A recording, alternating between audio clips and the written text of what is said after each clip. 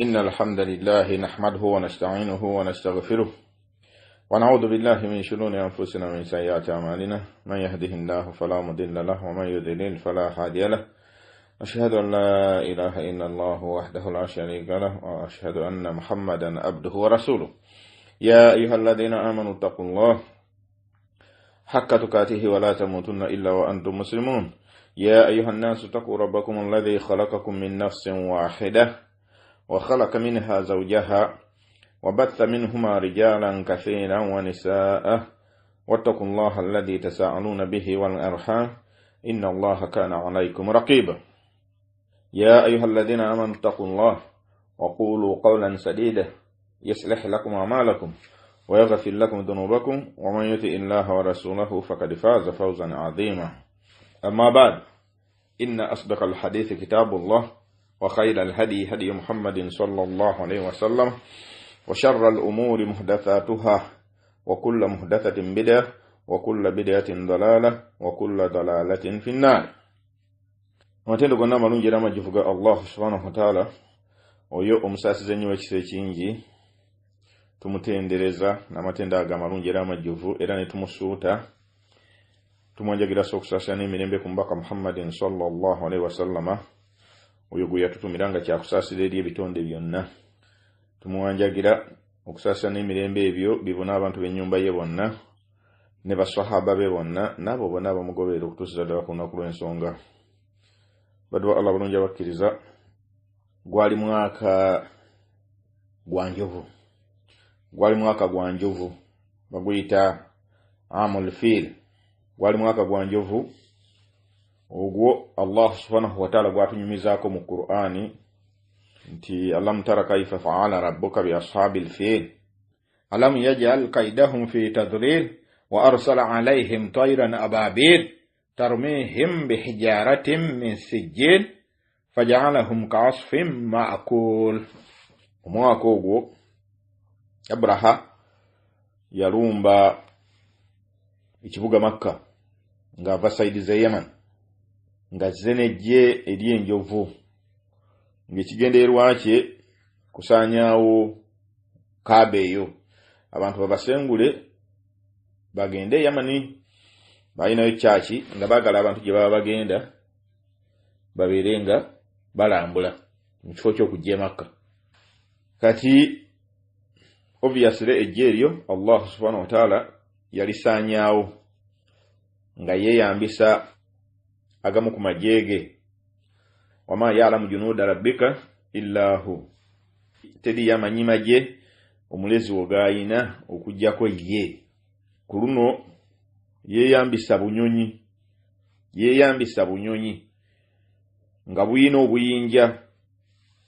obukole mu bbumba bwe yeeyambisa okulwanyisa n'okusaanyawo ejje eri enjovu. Naawe kubamu akafaananyi obunyonyi okuba nti bulwanyisa enjovu nga obunyonyi buno buyina obuyinja obukole mu bbumba tolaba nga kyewunyisa nnyo naye obwo bwe buyinza n'amaanyi Allah subhanahu wa ta'ala by'alina. Kiki twagala mu mwaka ogwo omwaka gw'enjovu nti gwe mwaka ow'ekitiibwa Muhammad sallallahu alaihi wasallama mwe yazaalibwa. Abamanyi bonna bakkiriziganya tewaliwo njawukana nti mu mwaka ogwo mu kiseera ekyo during that time mu lutalo olwo nga lunyinyettira omubaka Muhammadin sallallahu alaihi wasallama kwe kuzaalibwa kwe. Omubaka Muhammad sallallahu alaihi wasallama kwe kuzaalibwa kwe. Kati bannabyafaayo boogera ebigambo bingi ku kuzaalibwa kwa Nabbi sallallahu alaihi wasallama nga bwe nkugambye nti omwaka bagukkiriziganyako alhamdulillah. Obuzibu buliriddawa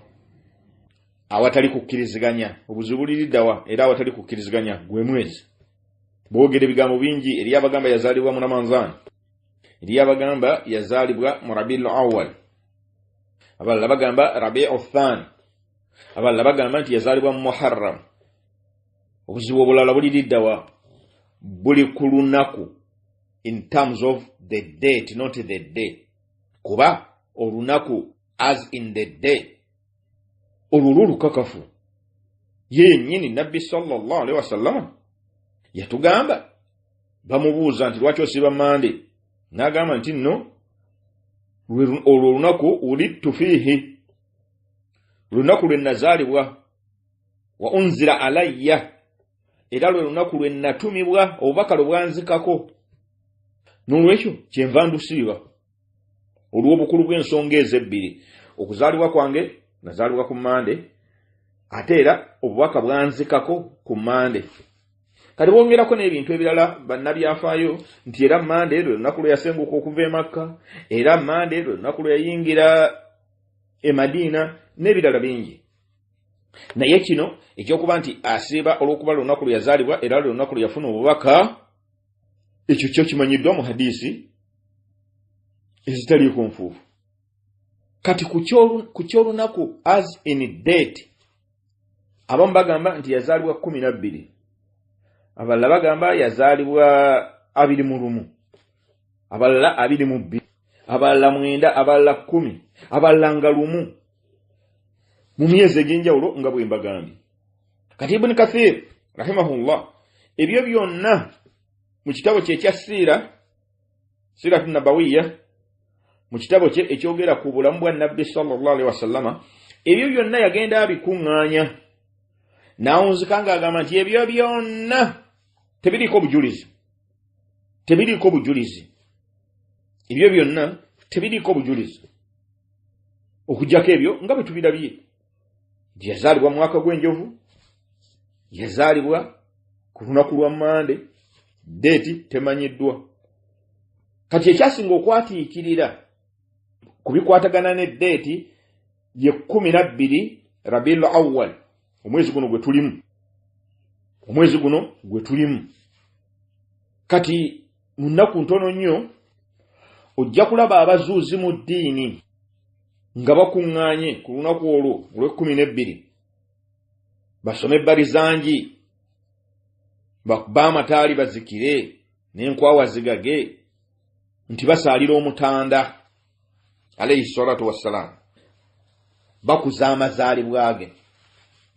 wabula ate era bannabyafaayo batugamba nti nga 12 Rabiul Awwal lwe lunaku omubaka Muhammad sallallahu alaihi wasallama lwe yafa kati wabanga omuntu gw'oyagala ennyo yazaalibwa nga 12 Rabiul Awwal ate era n'afa nga 12 Rabiul Awwal abaffe omuntu omugezi ategeera kikyakola anakuwala olw'okuba yaviirwako w'omukwano oba asanyuka ku lw'okuzaalibwa kwe yazaalibwa ku lunaku olwo era n'ajaguza n'alya omuceere n'akuba amataali ekyo ekibuuzo nze tokinnyanukula gwe wennyini Allah subhanahu wa ta'ala yakuwa amagezi ageesalirawo ekirungi n'ekibi kati gwe weeyanukule ekibuuzo ekyo abaffe omubaka Muhammad sallallahu alaihi wasallama yakuzaako ku mawuledi yakuzaako ku mazaalibwa ge the answer is no ne bw'onootankuula ebitabo okubimalayo tojja kufunayo answer egamba nti ye okukuza amazaalibwa ge kwe yagakuzaamu kwe kusiba olunaku olwa mande abamanyi bwe bava okutugamba nti bw'oba oyagala kukuza amazaalibwa ga Nabbi siiba mande ate tetusiiba mande emu nti tujja kulinda mwezi gwa Rabiul Awwal tusibemu mande nedda tusiiba mande continuously kuba yenkola ye tumugoberera omubaka Muhammad sallallahu alaihi wasallama kiki ekitukakatako ekisookera ddala kwe kukkiriza kasita tugamba nti ashhadu an la ilaha illa Allah teeka okwongerako nti wa ashhadu anna Muhammadan rasulullah oba abduhu wa rasuluhu teeka bitambulira wamu birongo oluvannyuma lw'ebyo kiki ekiddako okumwagala teeka okumugondera teeka oyagala toyagala okumwagala teeka Nabbi sallallahu alaihi wasallam yagamba hadisi ya Bukhari ne Muslim muttafaqun alayh la yu'minu ahadukum hatta akuna ahabba ilayhi min walidihi wa waladihi wannasi ajma'in teriyo n'omu agenda kubeera mukkiriza owannama ddala tosobola kubeera mukkiriza hatta akuna ahabba ilayhi okutuusa nga nze Muhammad nze mwagalwa gyali min walidihi okusinga kitaawe wa waladihi n'abaana be wannasi ajma'in n'abantu bonna. Teeka okwagala omubaka Muhammad sallallahu alaihi wasallam teeka agambye nti la yu'minu ahadukum eyo laamu nafiyu ejjirawo ddala tosobola kubeera mukkiriza okujjawo ng'oyagadde omubaka ono Muhammad sallallahu alaihi wasallama okusinga bataata bo n'abaana bo n'abantu bonna. Allah tugamba nti annabiyyu awla bil mu'minina min anfusihim ono mbaka Muhammad sallallahu alaihi wasallama eri abakkiriza yakulembera mu buli kimu gwe baagala gwe bakulembeza. Umar ibn al-Khattab radiyallahu anhu agamba nabbi sallallahu alaihi wasallama hadith al-Bukhari ng'amukutte mu mukono gwe namugamba nti ya Rasulullah owaye mbaka wa Allah la anta ahabbu ilayya min kulli shay'in la anta ahabbu ilayya min kulli shay'in illa min nafsi gw'omwagalwa gw'osinga okubeera omwagalwa gyendi okusinga ebintu byonna. Shay'in nakira shay'in ajjawo buli kimu. Gwe gwensinga okwagala okusinga bakadde bange, gwe gwensinga okwagala okusinga abaana bange, gwe gwensinga okwagala okusinga bakyala bange, gwe gwensinga okwagala okusinga emmali yange, gwe gwensinga okwagala okusinga abantu bonna, gwe gwensinga okwagala okusinga buli kimu. N'ateekako akakwakulizo namugamba nti illa min nafsi okujjako omwoyo gwange. Bwe kituuka ku mwoyo gwange omwoyo gwange guno ngwagala nnyo okusinga ggwe. Subhanallah. Oyo ye Umar ibn al-Khattab radiyallahu anhu. Faqala nabiyyu sallallahu alaihi wasallama nabbi sallallahu alaihi wasallama yamuddamu nti la owaye Umaru nedda walladhi nafsi biyadihi alayidde walladhi nafsi biyadihi ndayiro yawaniridde omwoyo gwange mu mukono gwe. Yamugamba nti hatta akuna ahabba ilayka min nafsika okutuusa nga nze mwagalwa gy'oli okusinga n'omwoyo gwo. Awo abamanyi boogerawo ebigambo bingi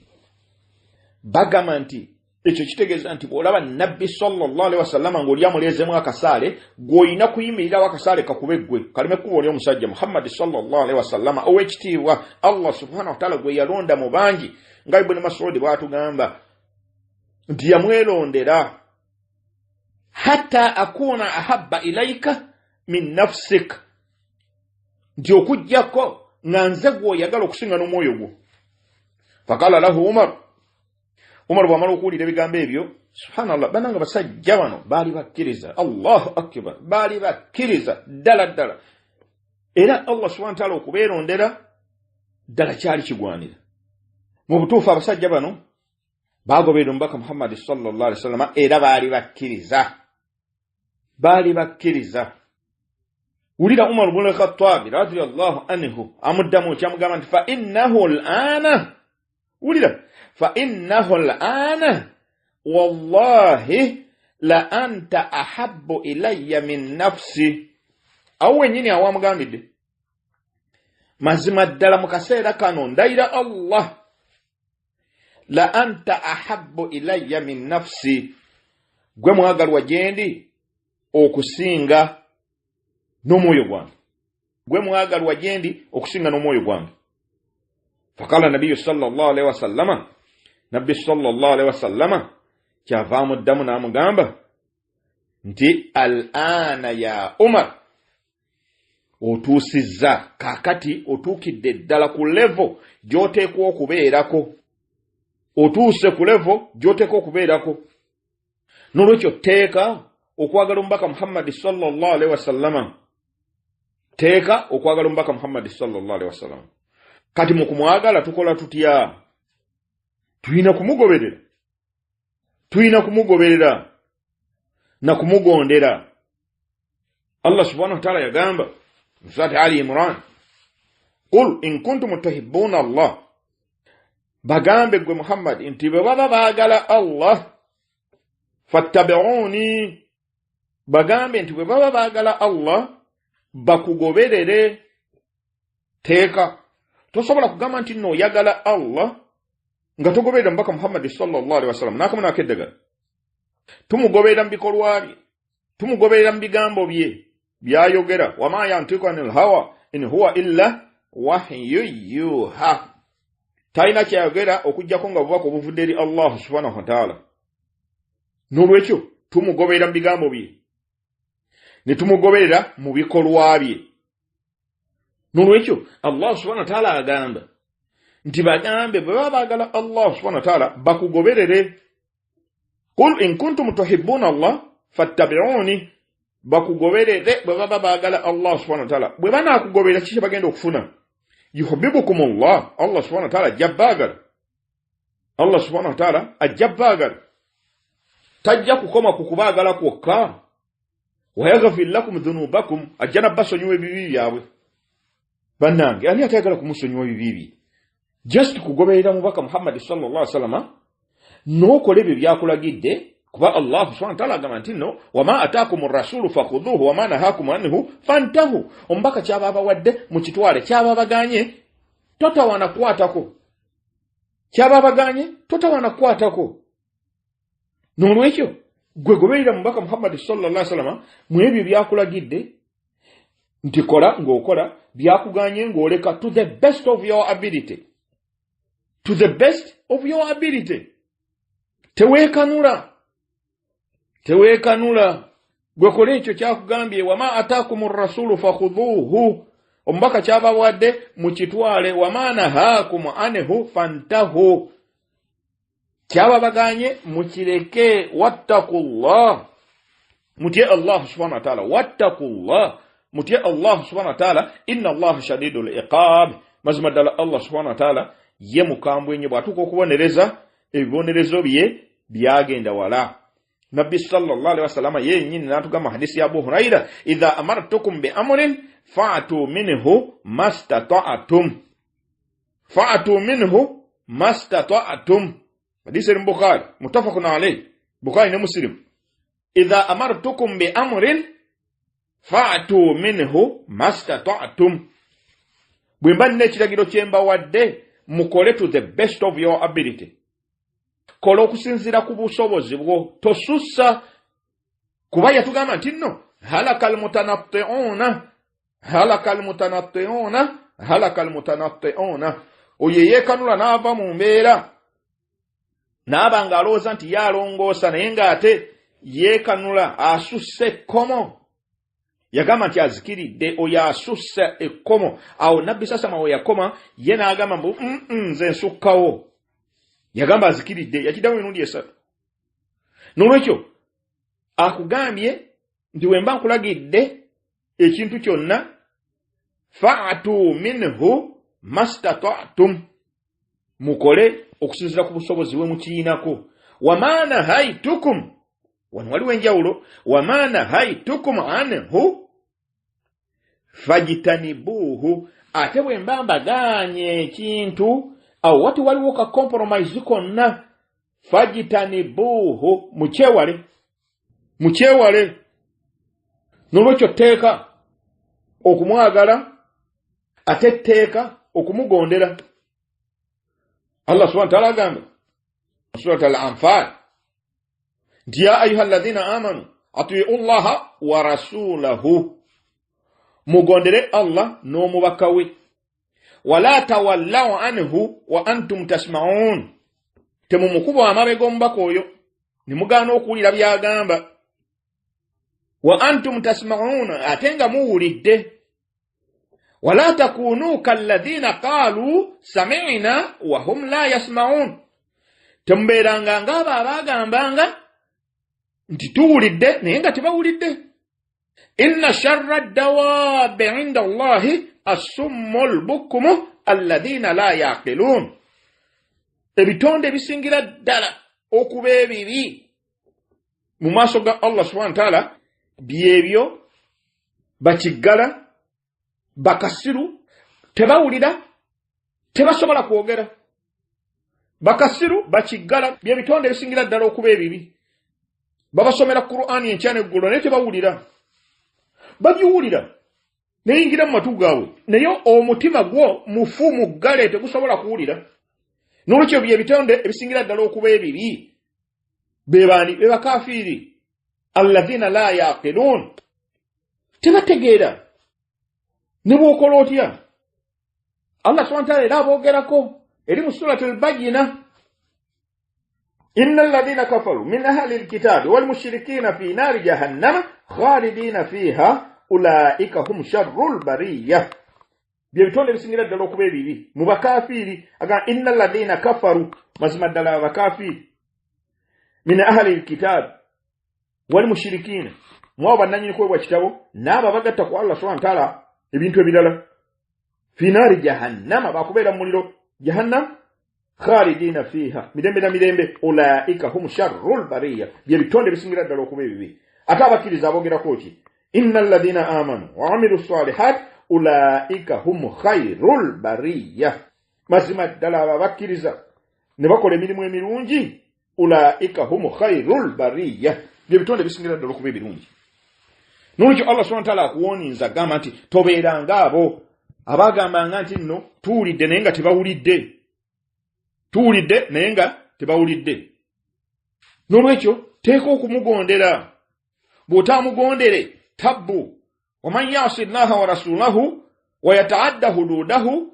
yudkhiluhu naran khalidan fiha walahu adhabun muhin n'abo bonna abajeemera Allah n'omubaka we ne balumbagana ensalosalo za Allah mazima ddala agenda kubasuula mu muliro jahannam nga baakubeerayo emirembe n'emirembe khalidan fiha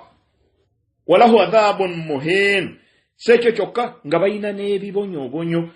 ebyokubakkakkanya bonna baswaluse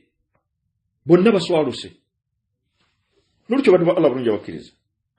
oye nabbi sallallahu alaihi wasallama tulina okumwagala tulina okumugondera tulina okumugoberera surati nisa aya 14 n'agamba mu surati nisa aya 8 man yuti'ir rasul faqad ata'a Allah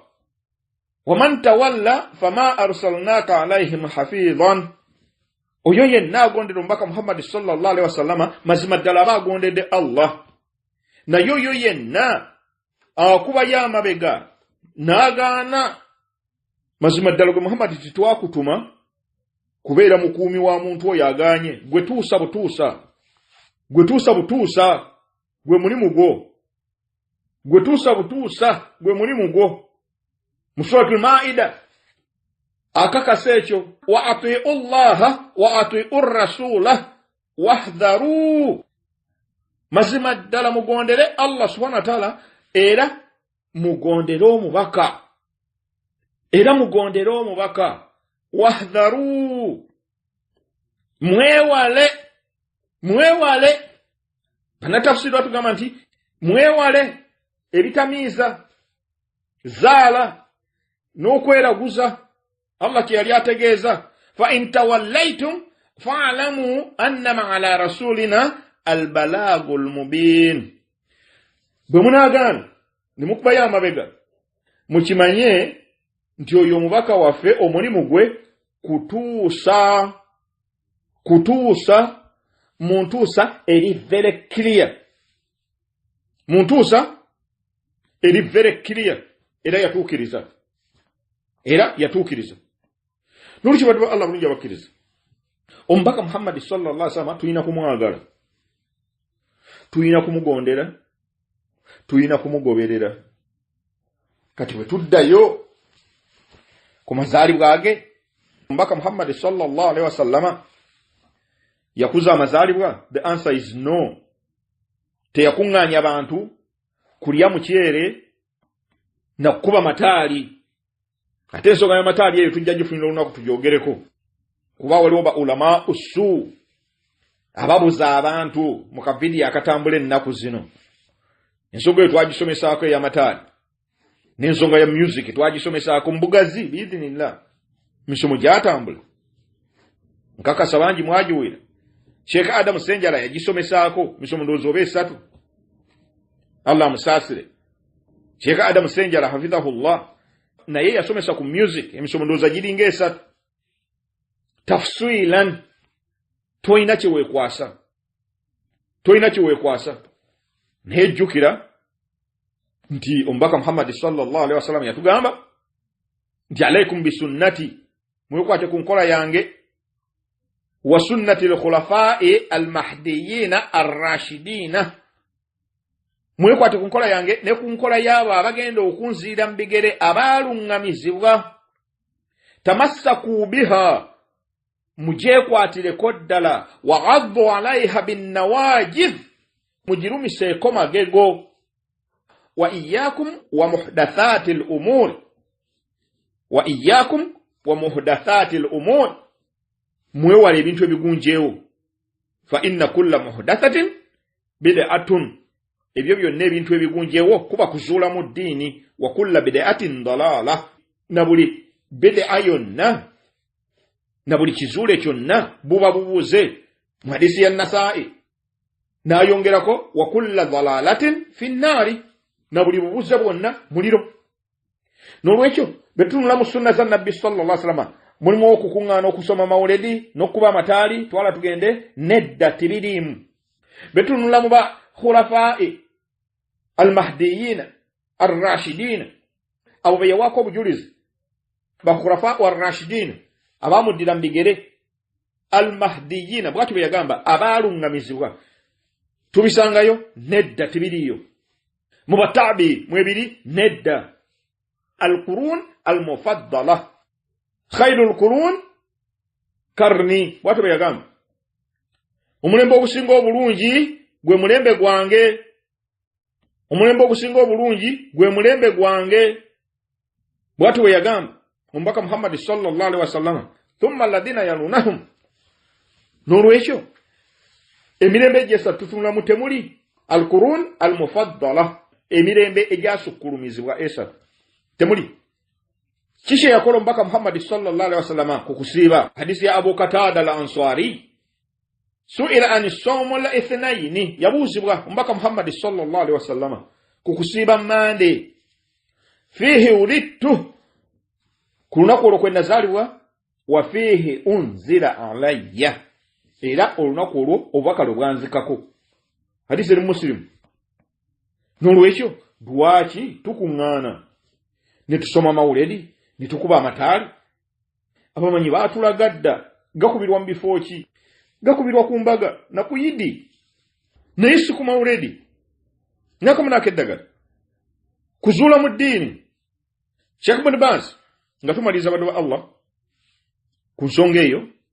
katulabe fatwa eno gitugenda okumaliriza nayo fatwa ya Sheikh al-Allama Abdul Aziz Ibn Baz rahimahullah rahmatan wasi'a yagamba nti yayogera ebigambo bingi tugenda kulondamu ebimu kuba biwanvu yagamba nti walau kana al-ihtifal yawm al-mawlid an-nabawi mashru'an labayyanahu ar-rasul sallallahu alayhi wasallam li ummatihi hulira agamba singa okuza mawulidi singa okuza amazaalibwa ga Nabbi sallallahu alayhi wasallam kyali kya mu ddiini nga kyalimu ebyo bye yajja nabyo labayyanahu ar-rasul sallallahu alayhi wasallam li ummatihi yandikitulaze abantu b'ekibiina kye li'annahu ansaha an-nas lwaki yalina nnyini w'okubuulirira n'okusomesa abantu buli kimu kyajja nga kiyitira ku lulimi lwe oba mu bikolwa bye walaysa ba'dahu an-nabi yubayyinu ma sakata anhu min haqqihi luvannyuma lwe tewaliwo nabbi n'omu agenda kujja era tewaliwo gwe tusuubira nti nno agenda kujja ebyo nabbi sasama by'ataayogera amakulu we yasirikira n'atayogera n'atabako kyatugamba kati nga ku nsonga eyo ey'amawuledi nti waliwo agenda okujja atuluŋŋamye atujja ku kiri omubaka kye yakweka nedda tekiriyo liannahu sallallahu alaihi wasallama khatama an-nabiyyin lwaki omubaka Muhammad sallallahu alaihi wasallama yembaka w'enkomerero n'olwekyo obubaka bwali sealed al-yawma akmaltu lakum dinakum bwati Allah subhanahu wa ta'ala yagamba laqad abana lin-nas ma yajibu lahu min al-haqqi kama habbatihi wa itiba'i shari'atihi omubaka Muhammad sallallahu alaihi wasallam yaleka amazotulaga biki ebitukakatako mu bivunaanwa gyali ng'okumwagala tukyogeddeko mu bugazi wa itiba'u shari'atihi n'okumugoberera n'ebyo byajja nabyo wassalatu wassalamu alaihi n'okumusaaliranga okumusaalira okukwetaaga kwegamba okukwetaaga musomo gwa njawulo okukunnyonnyola abaffe tumusaalira tutya bulungi ki obulimu kuba wagazaawo wagairu dhalika min huquqihi n'ebirala ebitali ebyo ebimukakatako fil kitabi wa sunna Allah subhanahu wa ta'ala nga bwe yabitulaga mu Qur'ani ne mu sunna nga bwe tuzze tubiraga kuba tukonye ku aya ez'enjawulo ne ahadith ez'enjawulo ezikwata ku ebyo ebikakata ku mubaka Muhammad sallallahu alaihi wasallam walam yadhkuru li ummatihi anna al-ihtifala bi yawmi mawlidihi amru mashru'i hatta yu'maru bidhalika walam yaf'aluhu sallallahu alaihi wasallama twilati hayatihi omubaka Muhammad sallallahu alaihi wasallam yategeeza kibiina kye nti mazima ddala okuŋŋaana ne mukuza amazaalibwa ge kiri mu nsonga eziri mu ddiini era ekiteekwa okuba ntukikola naye ye naaba nga teyakikola mu bulamu bwe bwonna thumma sahabati ahabbu nnaasi lahu wa a'lamuhum bihuquqihi lam yakhtafiru bihadha al-yawm nabbi sasama teyakikola ne basahaba be ahabbu nnaasi lahu abaali basinga okumwagala n'okumumanya n'okutegeera hukuukuze kuba bye batusomesa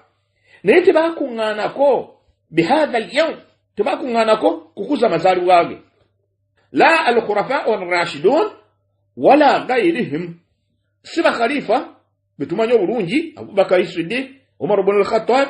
Uthman ibn Affan Ali ibn Abi Talib radiyallahu anhum tebakuŋŋaanako kukuza amazaalibwa ga Nabbi sallallahu alaihi wasallam awamu n'okubanga be baali basinga omwagala n'okumutegeera n'abalala bonna basahaba abatali abo ثم التابعون لهم بإحسان في القرون الثلاثة المفضلة لم يحتفلوا بهذا اليوم oluvannyuma abo abaabadira mu bigere bataabi emirembe esatu egyasukkulumizibwa tebakuŋŋaanako kukuza mawulidi kati gwe obijjawa ilahi mungu obijjawa muganda wange afatadhannu anna haulai kulluhum jahalu haqqahu aw qasiru fihi hatta jaa almutaakhiruna fa abanu hadha an-naqs wa kammalu hadha al-haqq oyagala kutulowoozesa nti mazima ddala abo bonna jahalu haqqahu tebaamanya bukulu bwa nsonga eno oba ne bakikegamba ne bakendeeza ne batatuukiriza kye bateekwa kutuukiriza hatta jaau almutaakhiruna fa abaanu allahu akbar mpaka bano abazza oluvannyuma